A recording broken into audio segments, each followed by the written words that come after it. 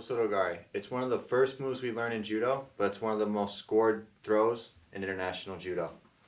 Okay, so to take a look here, just my normal grips, just for learning the throw.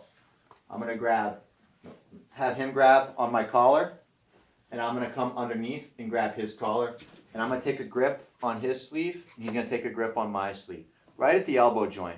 That way I don't have too much distance. A lot of beginners, when they're down here, it's very difficult to create a throw because they don't have the muscle strength to actually pull way out here. So I like to teach it from an elbow grip. He grabs my elbow and inside here. That way there's no friction among the partners who are working together.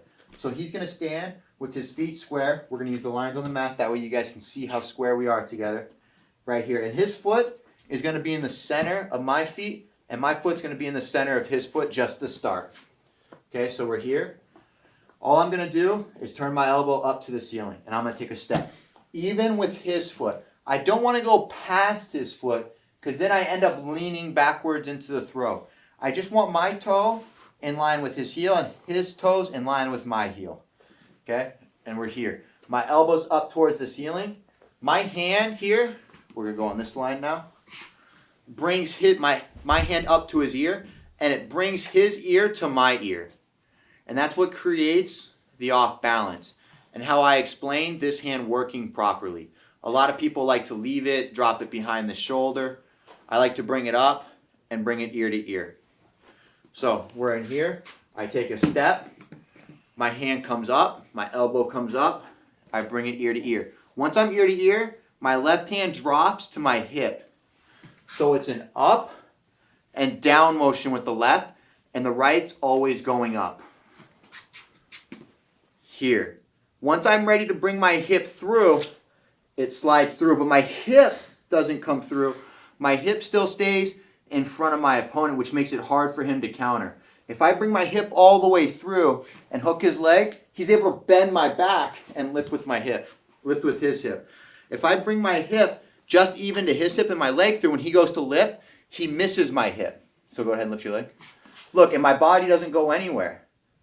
Whereas if I push my hip through a little bit, now he lifts, I start going backwards. Okay, so I really want to focus on that detail of not sending the hip all the way through. So we're here, step, up. Leg comes through, just a little bit. Toes pointed to the left, away from my opponent. Nice and easy. I don't need a lot of speed and I don't need a lot of power. All I need is for my partner to work with me. Attack the leg. Attacking the leg here. Notice how my foot is turned so that my foot can sweep through. If I'm here, my foot can hit the mat. I can do a lot of things. When I turn it, it shortens the distance of my leg and I can sweep straight through underneath. Versus here, my leg stops because it hits the floor or I have to bend my knee.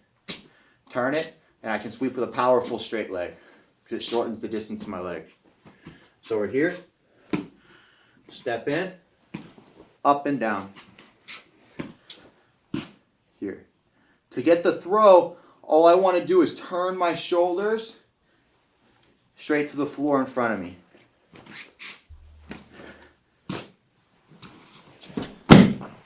And my leg never touches the floor, it goes straight to the ceiling. Ready for this? All right.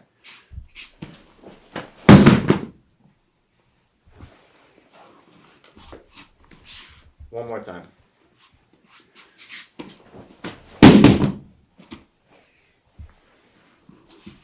And that's a basic Osoto Gari.